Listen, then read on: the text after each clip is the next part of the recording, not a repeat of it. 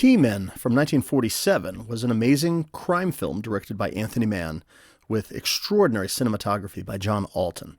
I've watched a few of the films that they've collaborated on before, like He Walked by Night and Raw Deal, and I was really looking forward to this one. The film stars Dennis O'Keefe and Alfred Ryder as two T-Men, or Treasury agents, who go deep undercover to infiltrate a counterfeit money ring in Los Angeles. It's got all of those awesome things I love in old noir, a shadowy underworld of crime with nasty characters and plenty of suspense along the way.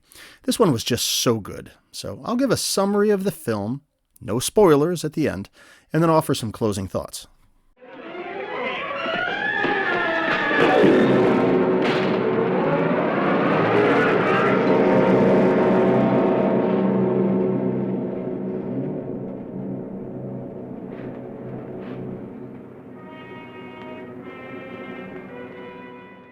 So the film opens up with this serious-sounding narrator telling us about the Treasury Department and crime and so on. Now, this film is done in a quasi-documentary style. It's loosely based on some actual cases. So the story opens up and we see this Treasury undercover agent. He's out to meet with a contact regarding some counterfeit paper. And right away we get some of that beautiful John Alton cinematography. Look at how this character just slides out of the shadow. It reminds me of Richard Basehart's character doing the same thing in the movie He Walked by Night. So we cut over to the local branch of the Treasury Department, and the director is played by actor Art Smith, and he's kind of analyzing the situation, and they've determined that they need to turn things over to Washington. They realize that their local investigators aren't getting very far. One has hit a dead end, another was almost killed, and they determined the way to deal with this problem is to have two agents from different areas of the country come in to attempt to infiltrate the ring. The two who are selected are Dennis O'Brien, played by Dennis O'Keefe, and Anthony Gennaro, played by Alfred Ryder. Now, just a note, as happens when I do reviews of these undercover films, they use undercover names, and I always get goofed up when that happens. I usually say the real name or the fake names and get it flipped around. I'm going to try to keep on track, and I'm just going to use their real character names, okay? O'Brien and Gennaro. And watch, I'll probably still mess it up anyhow, but just let me know in the comments. I'll try my best with this. But anyhow, both of these guys, they come in and they take on these undercover identities. They spend weeks getting up to speed. They're researching it. They're reading newspaper files and so on local crimes. They train each other on various characters related to the River Street Gang and so on. And they assume the identities of Vanny Harrigan, which is Dennis O'Keefe, and Tony Galvani. That's played by Alfred Ryder. So the two of these guys, they check into this ratty hotel in town, and it's one that criminals stay out, and the guy working at the desk kind of figures they're involved in crime, and he gets them a room, and a little later when an investigator stops by looking for them, he covers for them. So they know they kind of have a shady place to hang out and be safe. In fact, he's able to help these guys with getting in contact with the local crime boss, Carlo Vantucci, who's played by actor Anton Costa. He runs a produce market as a front for his local counterfeit liquor stamps racket. So the guys get hired, and they go to work for him, and while there, they discover the name of the Schemer, the mob's Los Angeles connection. Now, they find out that he had left some coveralls behind, so they grab these and send them off to a crime lab in Washington. Coveralls tell you anything? Plenty. About 5'9", slightly stout. I should say about 180. Lab analyzed the debris in the pockets. Schemer smokes strong cigars. Chews Chinese health herbs. So O'Brien is going to head to Los Angeles to follow this lead. Meanwhile, Gennaro is going to stay behind. Now, he gets roughed up by Vantucci and his gang. They're kind of suspicious of, what happened to O'Brien, but he keeps his cover for his fellow undercover agent. And Galvani here looks like an evil Walt Disney. But anyhow, O'Brien is in Los Angeles, and he's doing this long search around Chinatown because he has a lead that the Schemer chews some kind of Chinese health herbs. He finds one seller who mentions a man that bought some herbs and also frequents local steam baths. So O'Brien goes to one steam bath after another in what must have been a very smelly ordeal until he finally spots someone that meets the description of the schemer, with a large scar down his back. So apparently, he has found the schemer. He's played by none other than Wallace Ford, one of those likable actors I've seen in a bunch of old movies, like some of the Universal Mummy films. Usually plays the goofy but likable character. And anyhow, O'Brien is pretty sure this is the guy. He meets with the local Treasury contact, and he's given some counterfeit money to work with. He then tracks down the schemer with lots of heavy shadow and finally follows him into a hotel where he goes into a back room for some illegal gambling that's taking place. Now, it's here that O'Brien kind of secretly passes in a counterfeit bill. Now, the gamblers recognize it, and they toss him out and beat him up a bit. Now, O'Brien has this great smile on his face as he realizes he's got it into play. And soon after this, he's establishing himself as a counterfeiter. He follows the schemer back to his place, demands his money back from the gambling earlier, and he also proposes working with him on counterfeiting, the two of them working together. So Schemer offers him better paper for his counterfeiting if O'Brien will get him the plates that he used to make these bills. So O'Brien later follows the schemer to the Club Trinidad near Pacific Ocean Park. And he watches as the schemer has this system where he has his picture taken by the lovely club photographer, who then takes a phony bill that he leaves to a photo lab where one of the counterfeiters will examine the bills. Now, O'Brien, however, he's intercepted by some goons and he's beaten up. He's questioned by two thugs, Moxie and Brownie. I love these names. They're actors Charles McGraw and Jack Overman. Well, O'Brien plays a tough guy, telling him that he can't hear what you're saying, and he proceeds to get his ears clapped. Man, that jarring music makes this scene even more uncomfortable. You hear any better now?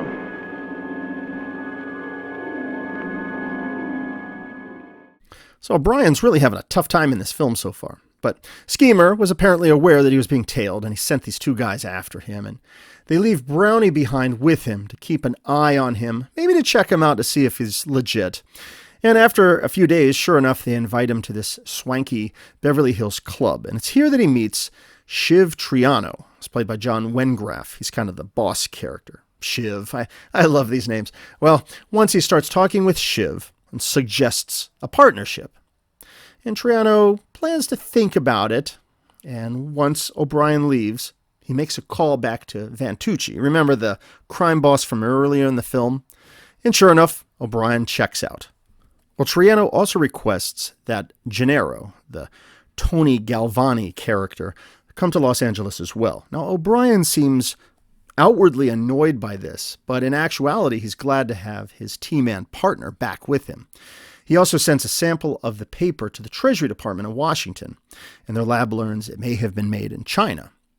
Now, O'Brien and Gennaro start making Schemer suspicious that the organization might be planning to take him out.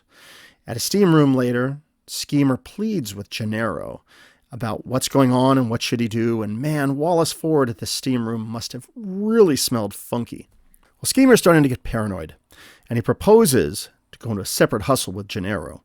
He then calls the boss and more or less threatens that if anything happens to him, then there could be trouble, though he should know better than to be threatening the big guy like that. But later, Schemer and Gennaro, they're at a marketplace when the one thing happens you don't want to happen in a man undercover situation, and that is he is spotted by somebody who recognizes him. He's spotted by Guinevere, actress Vivian Austin. Now, she knows him, or at least who he is in the real world, and she's there with Mary, his actual wife, played here by June Lockhart of Lost in Space fame. So Guinevere is going on and on about, yeah, look, it's your husband, and so on. And Schemer's there, kind of looking suspicious. But Mary plays along that, no, you're mistaken. This isn't him at all. You got him confused.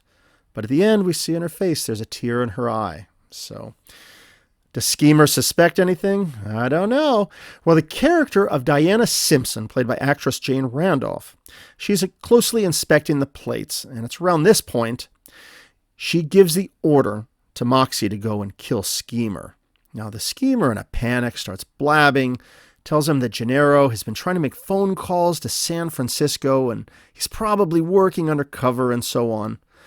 Well, it's too late for him, and what follows is a very creepy termination scene as Moxie locks Schemer in a steam room and cranks up the temperature. Oh man, I bet that place had a really funky smell after this.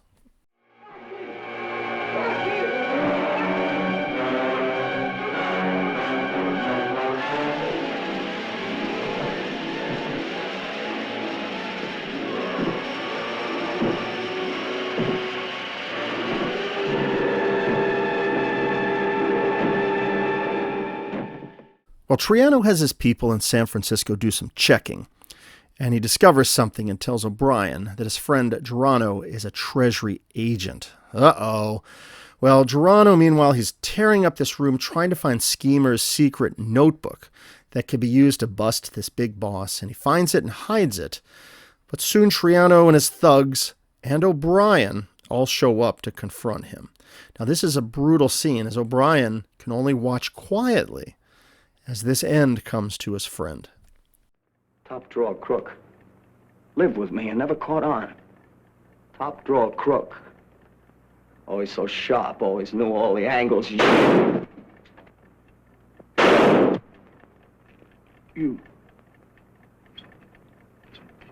sucker.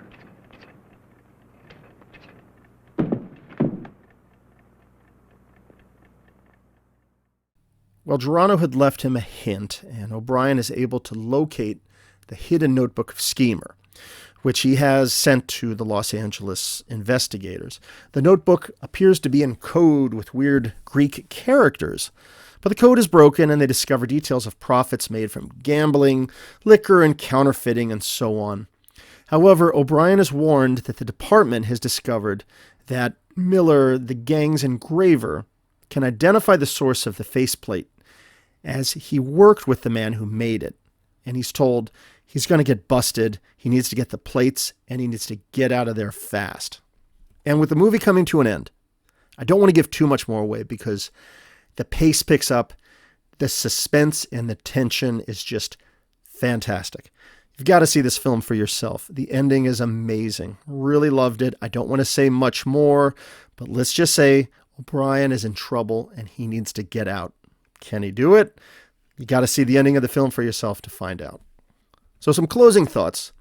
T-Men was just fantastic. This was produced by Eagle Lion Films, making me think it may be public domain, but I wasn't able to verify. But you can find it online. You know, it can be a mystery with these films from 80 years ago if they're fair use or not. But in any case, the film was directed by Anthony Mann, and it is considered his breakout film. And as mentioned, his pairing with legendary cinematographer John Alton is just the greatest. It just produced such an amazing film. This is the third film I've reviewed that both of them have collaborated on, and each time I have just loved the film. I'm going to try to get to all of them eventually. Believe you me. Now, my general thoughts about the film is that as far as crime films of this era go, this was one of the best. Visually, it's such a treat. I was thinking about it, and I've never taken a film appreciation class before, but if I did, this would be the type of film that I would expect to be used to help teach students about the usage of black and white composition, particularly for a crime narrative, but just for filmmaking in general. John Alton's use of light and shadow, smoke and steam, the gray, grimy, black and white values that we see in these locations, they color the film so beautifully. The light and steam notably had me wondering, how many filmmakers were possibly influenced by this type of filmmaking? I think of somebody like Ridley Scott. I wonder if he drew inspiration from this film from movies like his 80s sci-fi noir Blade Runner. Who knows? What I love is seeing how John Alton would incorporate things like peculiar angles and placements of figures. The camera's often on the floor looking up. And, a scene that comes to mind is when Wallace Ford's character, he's making his call to the boss to threaten him. Now look at that weird positioning of his face on the screen. Most of his face is cropped. And it's mostly just his eye is positioned in a way that the scene just makes you uncomfortable. Like he's doing something that is not a smart play. Or the scene when O'Brien, he's at the sink. The camera's low, kind of looking up. And we see him sneakily reaching for that plate.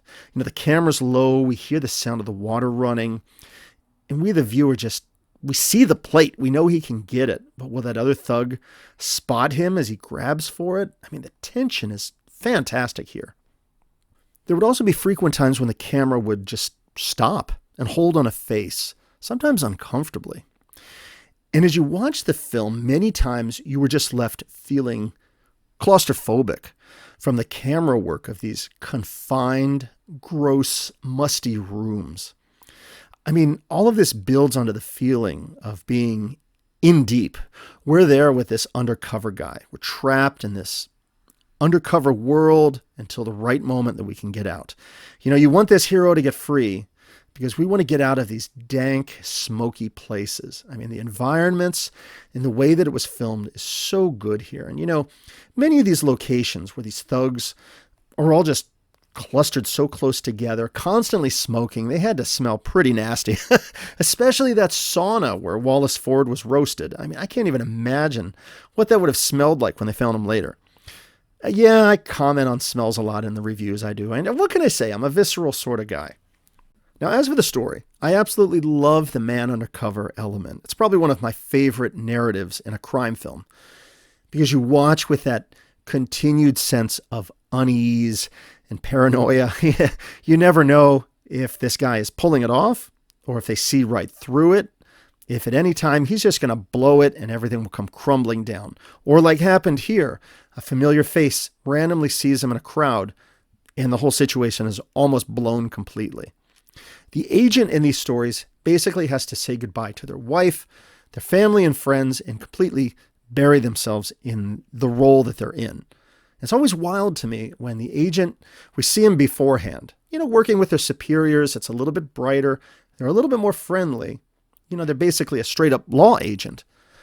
But then we see them as they bury themselves in that undercover role. They pretend to be someone completely rotten, adapting that identity, the clothes, the behavior, the mannerisms, and everything. And having to keep that deception going 24/7. It's wild. And you're just watching and waiting to see if they can keep it up or if something is going to trip them up. What this film reminded me of was another amazing film, White Heat from 1949, with James Cagney and Edmund O'Brien. It's a very similar film, watching that as well, that lingering fear of the hero undercover, that something's going to blow it, and, can he backpedal his way out of it? Now, this film was a little bit different in that it not only featured a cover almost blown, but it was also the situation of two agents undercover, and one helpless to do anything about his friend who is also undercover, who is found out and basically gets killed. Now, the theme of counterfeiting also brought to mind the film Trapped from 1949 with Lloyd Bridges and Barbara Payton. I reviewed that a few months ago. Really enjoyed that film. So counterfeiting seemed to have been a big thing back in the 1940s, I guess. And also what came to mind too, the initial operation of the feds and their decision to utilize two agents from a different region reminded me in a way of the premise of the Miami Vice two-parter episode, The Prodigal Son, where they basically took two Miami cops and assigned them to the DEA to work in New York City. So it's kind of take guys from different areas, bring them into a new location, and put them to work. Now, Dennis O'Keefe was great here. Apparently earlier in his career, he had been primarily in musicals. So what a jump to get into crime cinema like this. He was also amazing in the film Raw Deal, another really tough-edged crime film. And his character in this movie is hard-boiled once he's really deep undercover, and he manages to keep it in control. Even when he's getting beaten up or seeing his partner killed, he keeps it going. And, much like Raw Deal, you believe in him. You want to see his character get out of this mess somehow. And you don't really have any certainty that he will. Actor Alfred Ryder was also great here, the Tony Gerano T-Man character. I was looking up his background, and he was also in the original Star Trek series in the episode The Man Trap. Remember that one with the alien shapeshifter who would feed on salt? Yeah, good stuff. I'm getting long-winded. Let me wrap up the review. This was the movie T-Men from 1947. It was a fantastic man undercover crime film with excellent performances, plenty of excitement and suspense, and again, some top-tier filmmaking from director Anthony Mann and cinematographer John Alton. It is a gorgeous film visually that if you haven't seen it, you definitely need to go and check it out.